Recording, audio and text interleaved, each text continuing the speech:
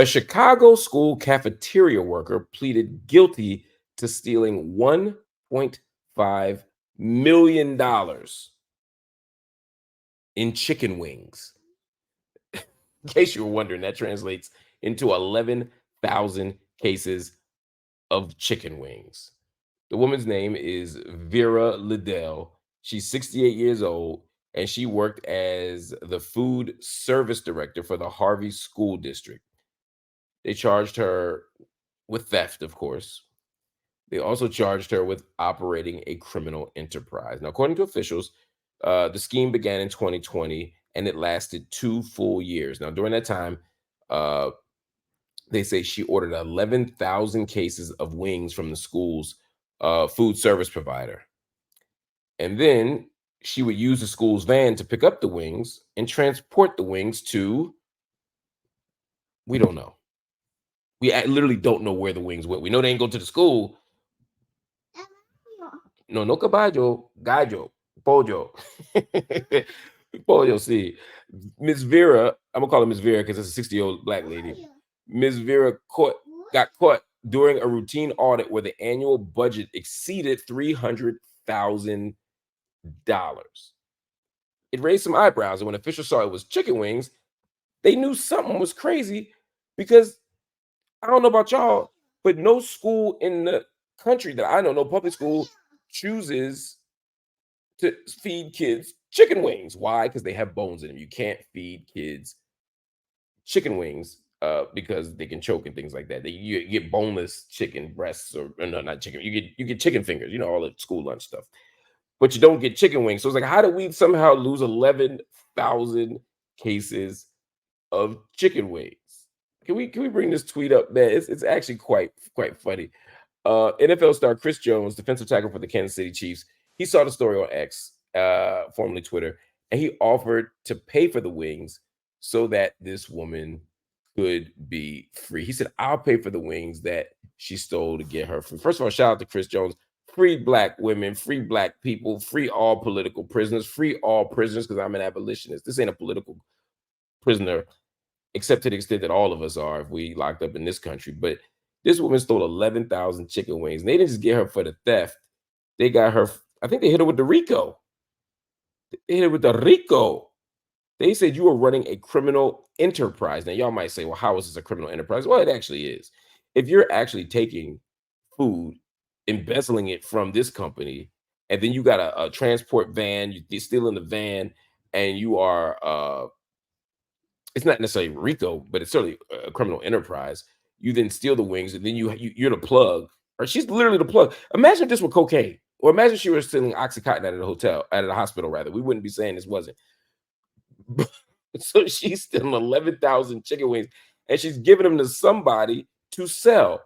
I hope she's giving them to somebody to sell. If you're giving these away, or I find out your church, Sunday after churches be lit with all the wings and Kool-Aid, I'd be real mad at Miss Vera. Miss Vera better be selling them wings. I hope she made some bread. They said $1.5 million in chicken wings. I'm not convinced that's it. Just like with drugs, they try to, charge you with the street value. They try to charge you with the inflated value. They try to charge you what it would be if you stepped on it. Now you can't step on chicken wings, or maybe you can. Maybe she took the wings and made them, drums and flats, and that's like stepping on it in the drug world. Drums are better, by the way. But maybe we could look at this in a very serious way. Shout out to Miss Vera. Again, free Miss Vera. $1.5 million. She probably made some serious bread off that, I would imagine. I hope so. But you can't steal. You should not steal. You should not steal from the public education system. You should not steal from the school that you work at. You should not. All you do is deprive the kids of what they need. I am not defending her actions. I am, however, saying she don't need 9 years. I know people who's sitting right now doing 3 to 5s and 4 to 7s, and they got bodies, or at least they shot somebody. But you giving Ms. Vera 9 years for some chicken wings? Again, I don't believe the 1.5 million number. I just don't. 11,000 cases of chicken wings is a lot of chicken, but it ain't 1.5 million. Not in real life. Not street value.